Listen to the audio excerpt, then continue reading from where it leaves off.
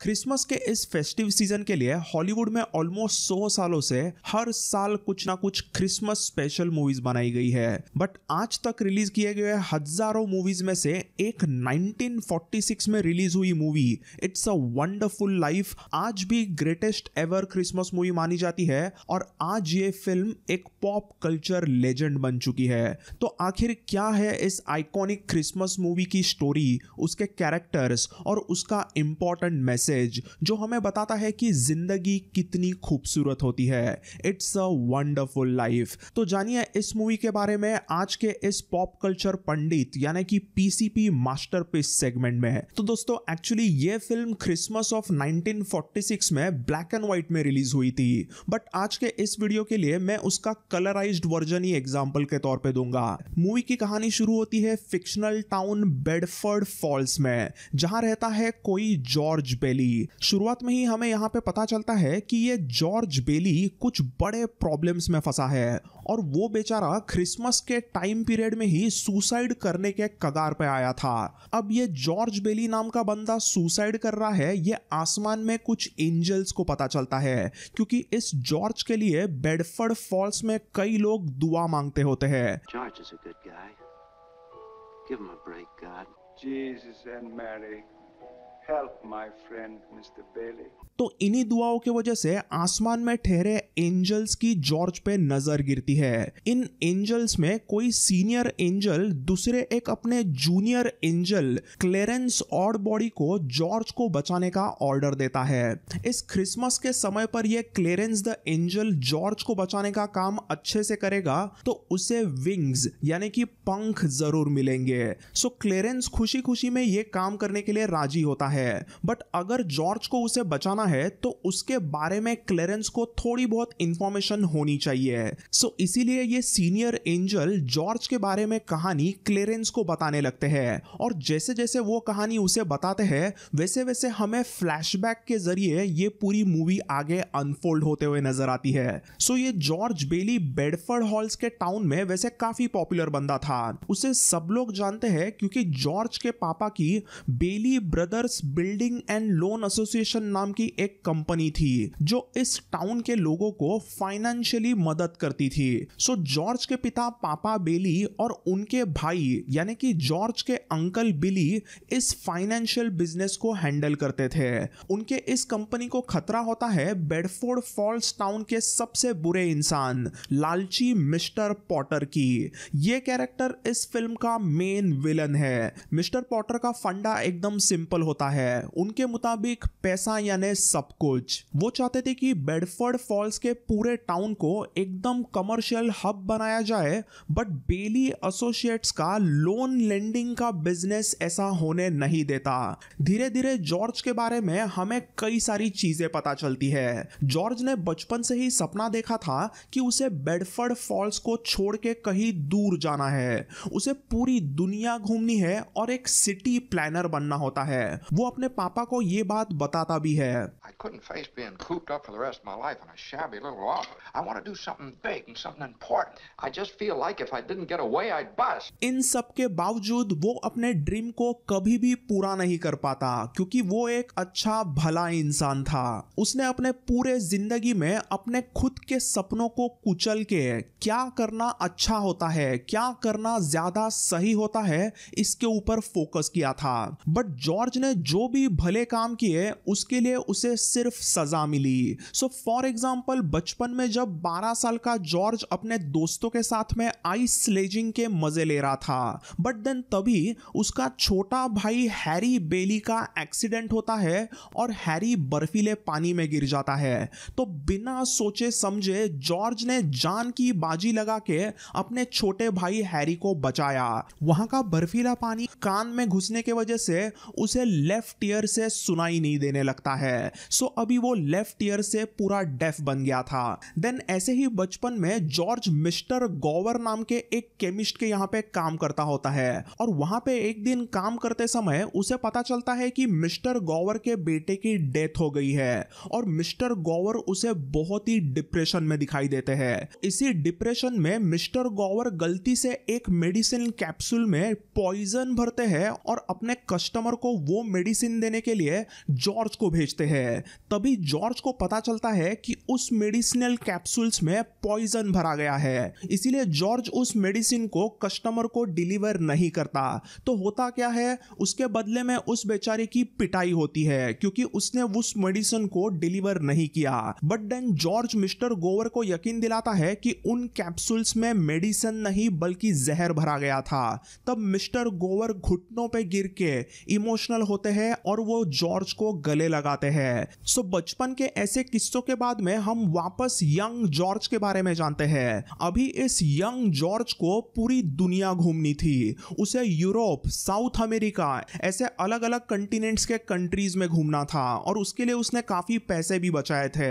सो वो Bedford false को छोड़ के जाने ही वाला होता है, तभी उसके जिंदगी में एक ट्रेजेडी होती है। सो जॉर्ज को पता चलता है कि उसके पिता अभी मर गए हैं और उसके पिता के मरने के बाद में mister Potter Bailey's building and loan के बिजनेस को एकदम हड़प करने की कोशिश करता है। मिस्टर पॉटर चाहते थे कि वो पूरा बिजनेस बंद किया जाए, यानी कि फोरक्लोजर किया जाए और वो अभी पूरी बिल्डिंग और पूरा बिजनेस मिस्टर पॉटर का हो जाए। बट देन जॉर्ज ऐसा होने नहीं देता और वो उस पूरे बिजनेस के बोर्ड ऑफ डायरेक्टर के कमिटी को बताता है कि कैसे इस बिजनेस की पूरे बेडफोर्ड फॉल्स के टाउन को जरूरत है। सो इवेंचुअली वो बोर्ड ऑफ डायरेक्टर्स की कमिटी ये फैसला करती है कि वो बिजनेस फोरक्लोजर नहीं होगा, बेली बिल्डिंग्स एंड लोन का जो बिजनेस है वो शुरू रहेगा। बट इसके लिए उनकी एक शर्त होती है एंड दैट इज जॉर्ज को उस कंपनी का एग्जीक्यूटिव डायरेक्टर बनना पड़ेगा। तो इसका मतलब अभी जॉर्ज को अपने सपनों को छोड़ना होगा। सो जॉर्ज बिल्डिंग एंड लोन्स का एग्जीक्यूटिव डायरेक्टर बन के बेडफोर्ड फॉल्स में ही रहता है ताकि वो वहां के लोगों की फाइनेंशियली हेल्प कर सके।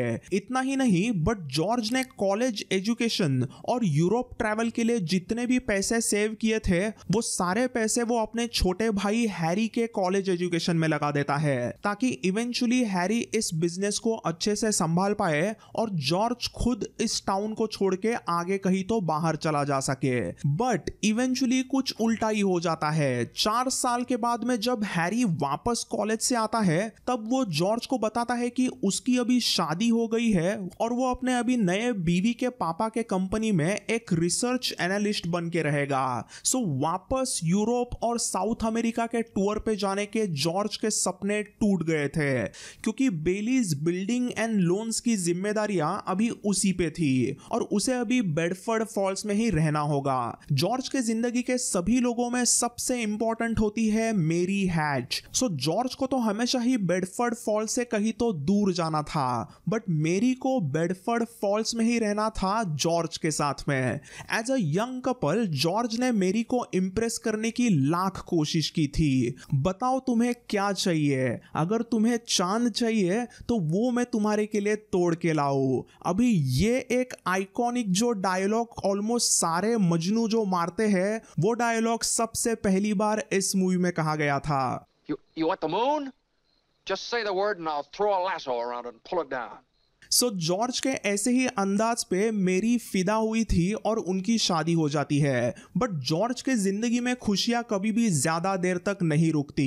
मेरी और जॉर्ज हनीमून पे निकले थे, बट देन तभी मिस्टर पॉटर एक गंदा गेम खेल के बैंक को बंद करवा देते हैं, जिसके कारण पूरे टाउन के लोगों को पैसा मिलना बंद हो गया था और टाउन में सब जगह पे प्रॉब्लम शुरू हो जाते हैं। बेडफोर्ड फॉल्स के टाउन के लोग जॉर्ज के बिल्डिंग एंड लोन से अभी पैसे मांगने आ जाते हैं। तब सबको मदद करने के लिए जॉर्ज अपने खुद के जिंदगी भर की सेविंग्स बांट देता है और इसमें मेरी भी उसे सहारा देती है। जॉर्ज और मेरी अपने खुद के पैसों से दूसरे का घर बिल्ड करने लगते हैं ताकि बेडफोर्ड फॉल्स के टाउन के लोग अपना घर खुद ओन कर सके। जॉर्ज और मेरी नहीं चाहते थे कि टाउन के लोग मिस्टर पॉटर के कुछ गंदे रियल एस्टेट प्रोजेक्ट में जाके रहे और रेंट दे। सो इसीलिए जॉर्ज और उसके पापा इतने सालों से ये बिजनेस करते आए थे ताकि इस टाउन के लोग अपना खुद का घर बना सके। इवेंचुअली जॉर्ज और उसके पहले उसके पापा के सालों के एफर्ट्स के कारण बेडफोर्ड फॉल्स के टाउन में बेली पार्क बनाया गया, जहां पर कई लोगों ने अपने उनके खुद के घर बिल्ड किए थे। देन इसी में वर्ल्ड वॉर 2 शुरू होता है और टाउन के कई लोग अलग अलग वॉर एफर्ट्स में लग जाते हैं, but George in war efforts में नहीं जा पाता क्योंकि वो अपने लेफ्ट ईयर से नहीं सुन पाता था। सो इस डिसेबिलिटी के वजह से उसे आर्मी में वगैरह जाने का मौका नहीं मिलता। सो जॉर्ज तो वॉर में नहीं जा पाता, बट उसका भाई हैरी बेली एक एयर फोर्स का पायलट बनता है और कुछ बड़े बड़े कारनामे करता है। एक दिन किसी मिशन में कोई जापानीज कामिकाजी के जो प्लेन्स होते हैं वो किसी ट्रूप्स के एक व्हीकल पे अटैक करने जाते हैं, बट हैरी बेली उन कामिकाजे फाइटर पायलट्स को मार गिराता है, जिसके वजह से जो ट्रूप्स के पूरे व्हीकल्स वगैरह रहते हैं उस पे कामिकाजे मिसाइल्स मार नहीं पाते हैं। सो इस वजह से हैरी बेली रातों रात वॉर हीरो बन गया था। दूसरे तरफ वॉर जब शुरू था तभी हैरी का बड़ा भाई जॉर्ज बेडफोर्ड फॉल्स में ही रहा था और वो वहीं पे काम करते रहा। सो अब तक जॉर्ज बेली और उसके परिवार की और दोस्तों की ये कहानी रही, बट अभी वो फाइनली दिन आता है जब जॉर्ज के जिंदगी में एक भयानक ट्रेजेडी हुई। क्रिसमस के सिर्फ एक दिन पहले 24 दिसंबर के सुबह न्यूज आती है कि जॉर्ज के भाई हैरी बेली को प्रेसिडेंट मेडल ऑफ ऑनर दिया जाएगा क्योंकि उसने वॉर में इतनी जाबाजी दिखाई थी। सो ये दिन जॉर्ज के लिए वैसे तो खुशी में शुरू होता है, बट देन अंकल बिली ने एक ऐसा कांड किया जिससे सब सत्यानाश हो गया। सो अंकल बिली बैंक में $8,000 को डिपॉजिट करने जाते हैं जो बेली बिल्डिंग एंड लोन्स की साल भर की सेविंग्स थी। यहां पर इस व्हाइट एनवलप में $8,000 होते हैं, बट बैंक में डिपॉजिट करने के पहले अंकल बिली को मिस्टर पॉटर दिखे और वो फालतू में उनके साथ तानेबाजी करने निकलते हैं। न्यूज़पेपर में हैरी का पिक्चर दिखाकर अंकल बिली मिस्टर पॉटर को कहते हैं कि देखा मिस्टर पॉटर, ये बेली बॉयज कितने टैलेंटेड है। हैरी को तो अभी एक मेडल मिला, बट अगर जॉर्ज वॉर में जाता तो उसे 2-2 मेडल मिलते हैं। Not every heel was in Germany and Japan. सो यहाँ पर अंकल बिली ने मिस्टर पॉटर को ताना मारा कि सारे विलेंस जर्मनी और जापान में नहीं है, कुछ तुम्हारे जैसे कमीने विलन यहाँ अमेरिका में भी है, और ऐसा कह के वो न्यूज़पेपर पॉटर को देते हैं। सो इस पूरे कॉन्वर्सेशन के शुरुआत में $8,000 वाला व्हाइट एनवलप अंकल बिली के ही हाथ में था, बट जब अंकल बिली मिस्टर पॉटर को न्यूज़पेपर फोल्ड करके देते हैं तब गलती से वो पैसों वाला एनवलप भी दे बैठे। यहीं पे हुआ एक भयानक गलती। मिस्टर पॉटर को पता चलता है कि ये पैसे अंकल बिली यानी जॉर्ज बेली के कंपनी के हैं, बट वो उन पैसों को अपने पास ही रखते हैं। जब इस बात को अंकल बिली जॉर्ज को बताते हैं तब दोनों पूरे टाउन को छान मारते हैं ताकि वो $8,000 कहीं रास्ते में गिरे हैं क्या वो देख पाए, बट कहीं पे भी उन्हें पैसे नहीं मिलते। अभी बूढ़े हुए थोड़े से दिमाग से स्लो अंकल बिली याद ही नहीं कर पाते कि उन्होंने $8,000 का क्या किया। $8,000 गए तो कहां गए। यहां पे जॉर्ज अंकल बिली पे बहुत गुस्सा करता है। Where's that money, you silly, stupid old fool? अब इसके बाद में करे तो क्या करे। जॉर्ज घर आता है तो मेरी ने क्रिसमस ट्री को सजाया था। जॉर्ज और मेरी का बेटा टॉमी अपने पापा के साथ खेलने लगता है, बट जॉर्ज के आंखों में क्रिसमस ईव पर ही आंसू आए थे। क्रिसमस ईव पर जॉर्ज पूरा टूट गया था क्योंकि उसकी जिंदगी भर की मेहनत एक झटके में फेल हो गई थी। इतने सारे पैसे मिस होने के वजह से वो पूरा बर्बाद हो गया था। अब जॉर्ज बराबर से सोच नहीं पा रहा था और वो बार बार हर चीज पे गुस्सा कर रहा था। जॉर्ज बार बार अपने बच्चों को कुछ भी कह रहा था। Stop that, stop it.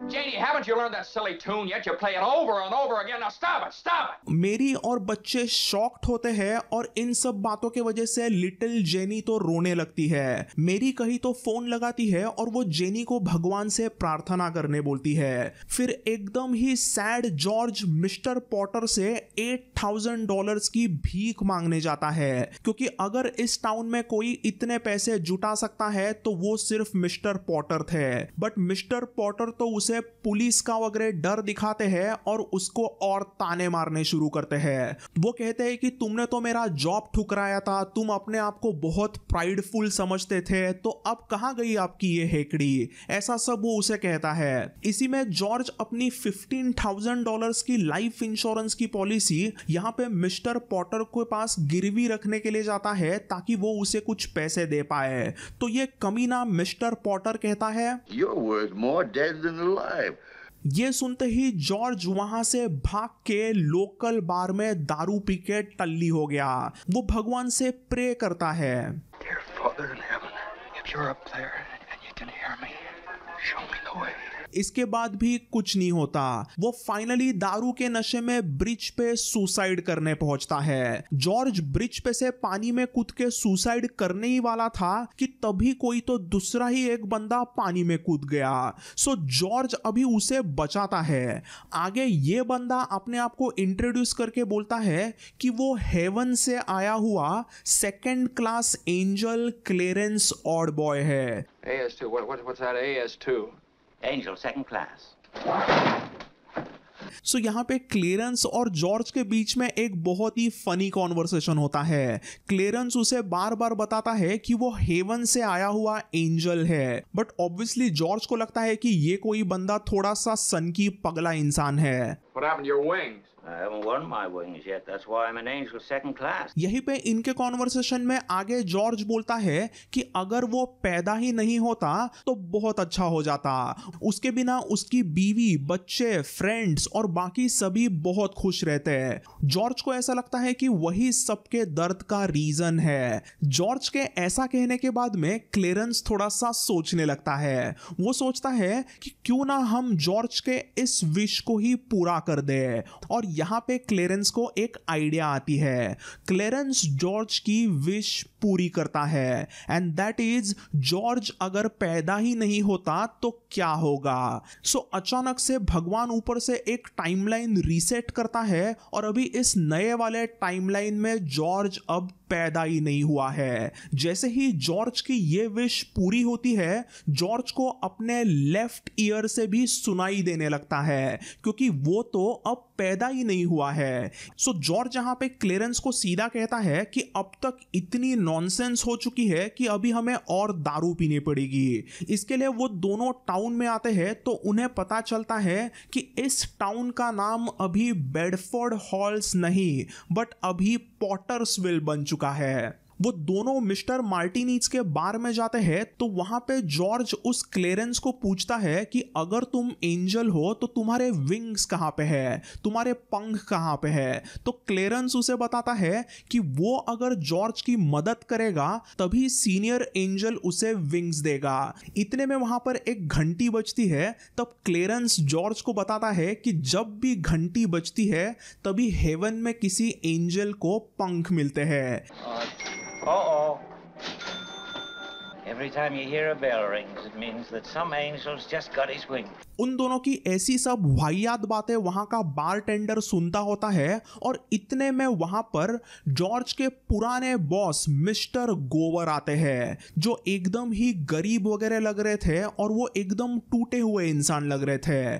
पता नहीं उनके साथ क्या हुआ था। तब यहाँ पे वो बारटेंडर जॉर्ज को बताता है कि ये बंदा एक कमीना इंसान है और उसके वजह से कुछ सालों पहले एक बंदा जहर के कारण मारा गया। तो दोस्तों, इफ यू रिमेंबर, जॉर्ज ने उन पिल्स को डिलीवर नहीं किया था और उसी के कारण वो पॉइजन वाली पिल्स उस कस्टमर के पास नहीं गई थी। बट जॉर्ज तो अभी इस टाइमलाइन में पैदा ही नहीं हुआ। तो मिस्टर गोवर उन पिल्स को उनके कस्टमर को खिला देते हैं और वो गलती से एक बंदे को मार देते हैं, जिसके कारण मिस्टर गोवर पिछले 20 सालों से जेल में थे। सो धीरे धीरे ऐसे ही अगर जॉर्ज पैदा नहीं होता तो क्या क्या हो सकता है उसके सारे रिजल्ट्स दिखने लगते हैं। जब जॉर्ज और क्लेरेंस बार में से बाहर आते हैं तो उन्हें पता चलता है कि उस बार का नाम मिस्टर मार्टिनीज है ही नहीं, वो नाम कुछ अभी और ही होता है। यहाँ पे क्लेरेंस वापस जॉर्ज को समझाता है, I told you, George, I'm your guardian angel. Well, if I wasn't born, who am I? You're nobody. सो ये सब सुनने के बाद में जॉर्ज को समझता ही नहीं कि मैं करूँ तो क्या करूँ। वो सीधा बेडफोर्ड फॉल्स के टाउन में घूमने लगता है जो उसके पैदा ना होने पर अभी पॉटर्सविल बन चुका था। सब जगह पर बार और स्ट्रिप क्लब्स खुले थे और सब जगह पर अय्याशी चल रही थी, क्योंकि अभी जॉर्ज के ना रहते इस टाउन को मिस्टर पॉटर ने पूरा खरीद लिया था। जॉर्ज अपने घर पे जाता है तो वो उसका पूरा घर खंडर बन चुका था क्योंकि वो पैदा ही नहीं हुआ।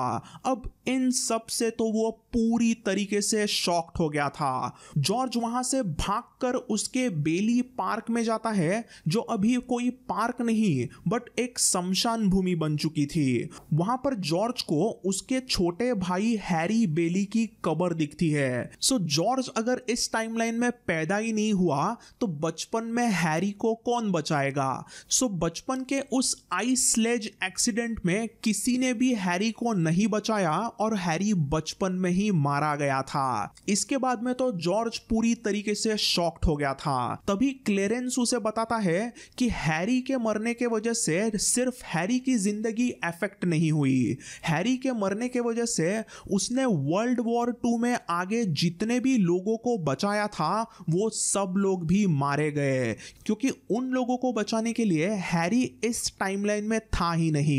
हैरी तो पहले ही मर चुका है। फाइनली पूरी तरीके से शॉक्ड में रहने वाले अभी जॉर्ज को मेरी को ढूंढना था। वो क्लेरेंस को पूछता है कि मेरी कहां पर है और क्लेरेंस उसे बता देता है कि मेरी एक लाइब्रेरी के यहां पे तुम्हें मिलेगी। तो जॉर्ज वहां पे भाग के जाता है ताकि वो मेरी को मिल सके, बट सरप्राइज सरप्राइज मेरी उसे पहचानती नहीं है, क्योंकि इस टाइमलाइन में जॉर्ज नाम का कोई इंसान ही नहीं है। मेरी पूरी तरीके से उससे डर जाती है। वो उसे समझता ही नहीं है कि कौन ये स्ट्रेंजर आदमी मेरे ऐसे पीछे पड़ा है। वो उसे डर के वहां से भाग जाती है और उस जगह पर पूरा हंगामा हो जाता है। इवन वहां पे पुलिस भी आ जाती है, बट जॉर्ज वहां से कैसे तो करके भाग के वापस ब्रिज पे आता है और वो वहां पे आके चिल्लाता है कि क्लेरेंस मेरी मदद करो, I want to live again, मुझे मेरी जिंदगी वापस दो, मुझे अपने बीवी बच्चों के पास वापस भेज दो।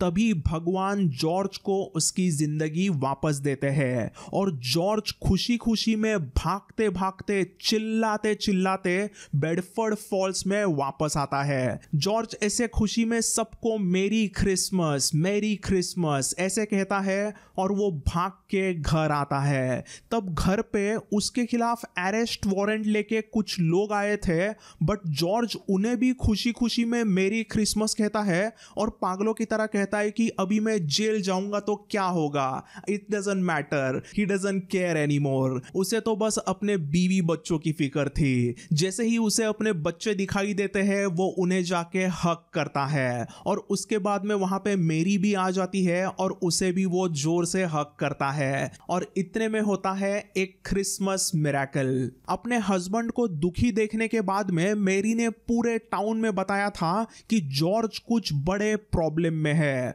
और उसे अभी पैसों की जरूरत है। तो जॉर्ज को मदद करने के लिए पूरा बेडफोर्ड फॉल्स का टाउन आ जाता है। जॉर्ज ने सबके लिए घर बनाए थे कि जिंदगी भर मदद की थी, तो पूरा टाउन एक झटके में $8,000 जॉर्ज के लिए इकट्ठा करते हैं।